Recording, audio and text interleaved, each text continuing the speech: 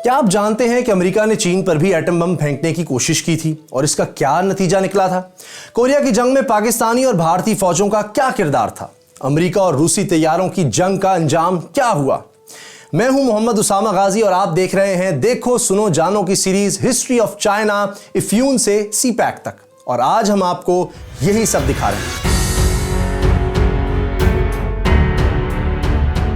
1 अक्टूबर 1949 को जब माओ अवामी जमहूरिया चीन के क़याम का ऐलान कर रहे थे तो दुनिया एटमी जंग के दरवाजे पर खड़ी थी। अमेरिका 4 साल पहले एटम बम बनाकर जापान पर गिरा भी चुका था। उधर रूस भी चुपके चुपके एटमी हथियार बना रहा था। रूसी फौजियों ने हिटलर की शिकस्त के बाद 200 से ज्यादा जर्मन साइंसदान गिरफ्तार कर लिए थे जो अब रूस में एटम बम तैयार कर रहे थे।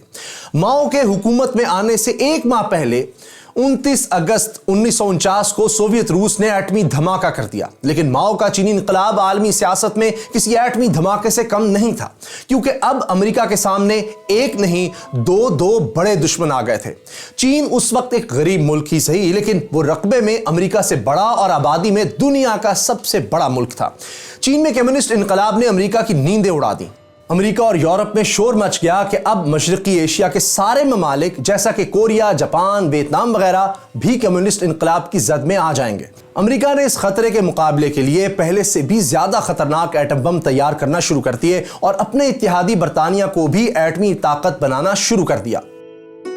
जी हां, इसी अमेरिका ने जो आज एटमी अदम फैलाव की बातें करता है। चीन में इनकलाब आने के 1 साल के अंदर अंदर हालात कुछ ऐसे हो गए कि अमेरिका चीन पर भी एटमी हमला कर सकता था और इसकी वजह थी कोरिया। अमेरिका और रूस ने कोरिया को 2 हिस्सों यानी जनूबी और शिमाली कोरिया में तकसीम किया था और एक सरहदी लकीर खींच दी थी जिसे 38th पैरेलल कहा जाता था।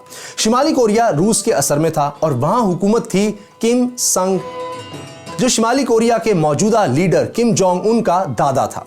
इसकी ख्वाहिश थी कि वो जनूबी कोरिया को अमेरिकी कंट्रोल से छीन कर कोरिया को फिर से मुत्तहिद कर दे। इस काम में चीन और रूस दोनों किम संग की मदद कर रहे थे। किम संग ने 6000 से ज्यादा गुरीला फौज तैयार की और इसे खुफिया तौर पर जनूबी कोरिया में दाखिल कर दिया। इस छापामार फौज ने जनूबी कोरिया में अपने मकामी हमदर्दों से मिलकर जनूबी कोरिया की फौज पर हमले किए। अमेरिकी इंटेलिजेंस एजेंसी CIA का कहना है कि गुरीला हमले कामयाब होने के बाद किम संग मॉस्को गया। इसने स्टालिन और माओ से मिलकर शिमाली कोरिया पर हमले की इजाजत हासिल कर ली। 25 जून 1950 को शिमाली कोरिया की 1,35,000 फौज जनूबी कोरिया में दाखिल हो गई।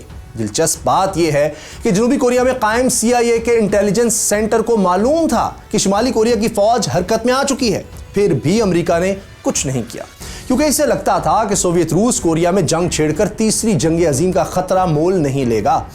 CIA आज भी ये तस्लीम करती है कि शिमाली कोरिया के हमले का अंदाजा ना लगाना बहुत बड़ा इंटेलिजेंस ब्लंडर था।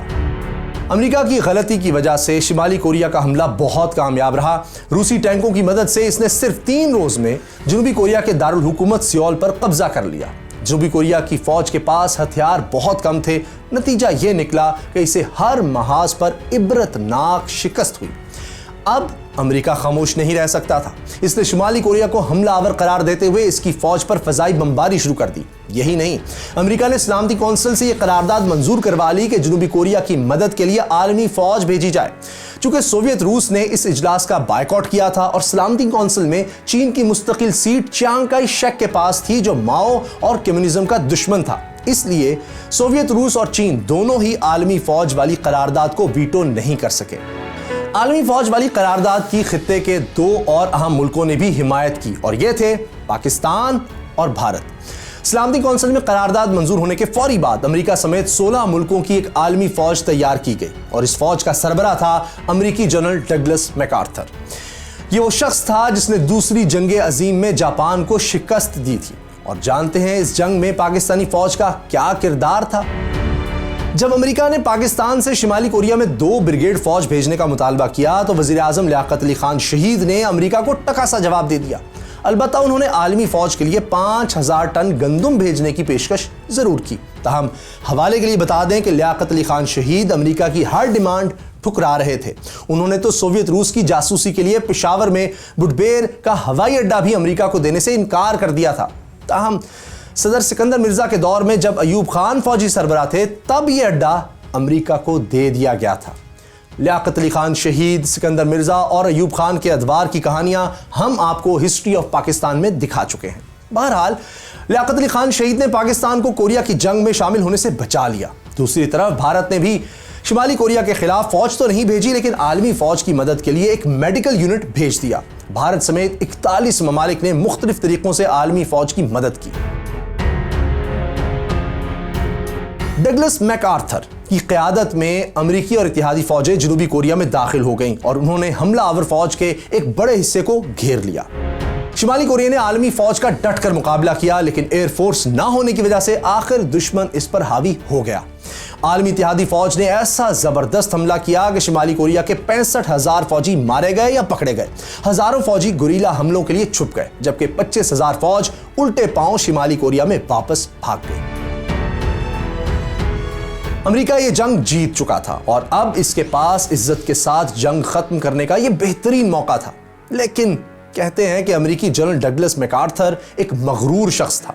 वो शिमाली कोरिया पर कब्जा करके कम्युनिस्टों को सबक सिखाना चाहता था। वो चीनियों को भी अपने से कमतर समझता था, इसलिए इसने इन वार्निंग्स को भी नजरअंदाज कर दिया कि शिमाली कोरिया पर हमले की वजह से चीन भी जंग में शामिल हो सकता है। यही नहीं, मैकआर्थर का एक और भी मकसद था। वो अमेरिका में रिपब्लिकन पार्टी के प्लेटफॉर्म से सदारती इलेक्शन भी लड़ना चाहता था और अगर शिमाली कोरिया के महाज पर इसे बड़ी कामयाबी मिलती तो इसके लिए सियासी अज़ाइम को कामयाब बनाना आसान हो जाता। बस इसीलिए मैकआर्थर ने शिमाली कोरिया पर हमला जारी रखा, लेकिन जैसे ही अमेरिकी फौज ने शिमाली कोरिया की सरहद पार की, चीनी फौज भी हरकत में आ गई। 13 और 14 सितंबर 1950 की रात हजारों चीनी फौजी शिमाली कोरिया और चीन के दरमियान वाक़े येलो रिवर को अबूर करके शिमाली कोरिया में दाखिल हो गए। इस फौज के पीछे चीनी इलाके के अंदर 8 लाख मजीद फौज भी तैयार खड़ी थी, लेकिन अमेरिकी CIA और फौजी हाईकमान को इसकी कानो कान खबर ना हो सकी। यह अमेरिका का दूसरा बड़ा इंटेलिजेंस ब्लंडर था और इसे बहुत बड़ी सजा मिली। चीनी फौजी शिमाली कोरिया के पहाड़ों और जंगलों में छुप गए और जैसे ही आलमी इत्तेहादी फौजी नजदीक पहुंचे, चीनी फौज इन पर टूट पड़ी। पहले ही हमले में 10,000 अमेरिकी और कोरियाई फौजी हलाक और जख्मी हो गए। लेकिन चीन का यह हमला तो सिर्फ ट्रेलर था। चीनी फौजी दुश्मन की लड़ने की सलाहियत को चेक कर रहे थे। जब इन्हें दुश्मन की ताकत का अंदाजा हो गया तो वो फिर छुप गए।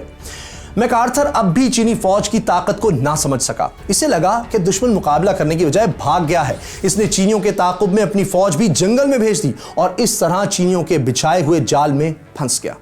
चीनी फौज चारों तरफ से इत्तेहादियों पर टूट पड़ी और इस बार इत्तेहादी फौज का इतना जानी नुकसान हुआ कि वो शिमाली कोरिया को ही खाली कर गए। ये अमेरिका की तारीखी शिकस्त थी और जानते हैं इस शिकस्त की वजह क्या थी? चीनी फौज इस लड़ाई में लॉन्ग मार्च वाली जंगी तकनीक ही इस्तेमाल कर रही थी। चीनी फौज का तरीका यह था कि छुपकर दुश्मन के इतने करीब पहुंचो कि वो अपने तोपखाने और लड़ाका तैयारों से फायदा ना उठा सके और फिर इसका सफाया कर दो। अहम बात तो यह है कि चीनी फौज के पास एयरफोर्स थी ना ज्यादा जदीद असलहा, हत्ता कि इतनी बड़ी फौज की सप्लाई के लिए ट्रक भी ना होने के बराबर थे। फौज के लिए खुराक और असलहा साइकिलों तक पर लाद कर लाया जाता था। फिर भी चीनी फौज पुरअज़्म थी और अमेरिकी फौजी जेट तैयारों की मदद के बावजूद चीनी फौज के सामने बेबस नजर आ रहे थे। शिमाली कोरिया से अमेरिका को निकालने के बाद चीनी फौज ने जनूबी कोरिया में दाखिल होकर इसके दारुल हुकूमत सियोल पर कब्जा कर लिया। अब चीनी फौज की तादाद और भी बढ़ चुकी थी, लेकिन यहां एक मसला हो गया।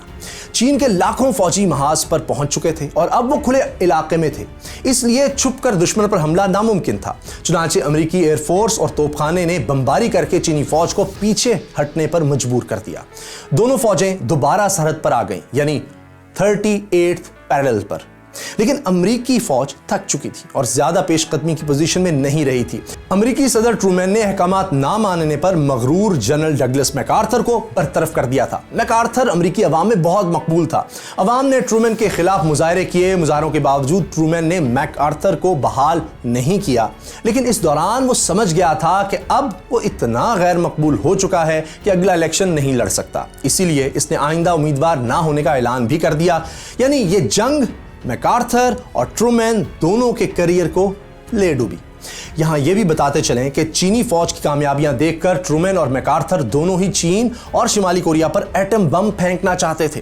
ट्रूमैन ने तो एक बार प्रेस कॉन्फ्रेंस में कह भी दिया था कि कोरिया की जंग में एटम बम के इस्तेमाल पर गौर हो रहा है। अमेरिकी हुकूमत के दीगर ओहदेदार और जर्नैल भी कह रहे थे कि चीनी शहरों पर एटम बम फेंक दिए जाएं। जवाब में माओ ने चीनी रेडियो के जरिए खबरदार किया कि एटमी हथियारों के इस्तेमाल की बातें तीसरी जंग अजीम शुरू करवा सकती हैं। अमेरिकी सदर ने सिर्फ जुबानी कलामी ही एटमी हमले की धमकी नहीं दी। अमेरिकी फौज ने तो कुछ एटमी हथियार चीन के करीब बहरुल काहिल में वाक़े अमेरिकी बेस पर मुंतकिल भी कर दिए थे। चीन और शिमाली कोरिया पर एटमी हमले की तैयारियां मुकम्मल थीं। ट्रूमैन वही अमेरिकी सदर था जिसने जापान पर एटम बम फेंकने का हुक्म दिया था। इस शख्स से किसी रहम की उम्मीद रखना भी बेकार था, लेकिन अमेरिका को यह भी मालूम था कि अगर चीन के खिलाफ एटम बम इस्तेमाल हुआ तो सोवियत रूस भी इसका जवाब जरूर देगा। इसलिए कोरिया की जंग में एटम बम के इस्तेमाल की नौबत नहीं आ सकी। दूसरी तरफ एटमी हमले की धमकियों के बावजूद माओ डटे हुए थे और हर हाल में जनूबी कोरिया को फतह करना चाहते थे। अमेरिकी और चीनी फौजें एक दूसरे पर बार बार हमले कर रही थीं और हर हमले में कुछ ना कुछ इलाका इनके हाथ आ जाता था। 1953 में चीनी फौज ने अपना आखिरी हमला करके एक महाज पर इत्तेहादियों को 30 किलोमीटर पीछे भी धकेल दिया, लेकिन इस हमले से पहले माओ का सबसे करीबी इत्तेहादी सोवियत रूस का सरबराह स्टालिन इंतकाल कर गया। चीन के लिए यह एक बड़ा धचका था। स्टालिन जब तक जिंदा रहा इसने चीन और शिमाली कोरिया की भरपूर मदद की। चूंकि चीन के पास कोई एयरफोर्स नहीं थी, इसलिए स्टालिन ने चीन को मिग-15 तैयारे फराहम किए और अपने पायलट भी भेजे। रूस चूंकि सिफारती तौर पर अमेरिका से हालत जंग में नहीं था, इसलिए रूसी तैयारे अमेरिकी फौज पर बमबारी नहीं करते थे और सिर्फ चीनी फौज को अमेरिकी बमबारी से बचाते थे, और वो भी शिमाली कोरिया के एक छोटे से इलाके में। शिमाली कोरिया के जिस हिस्से की हिफाजत मिग तैयारे कर रहे थे, इसे अमेरिकी पायलट मिग एले या मिग की गली कहते थे।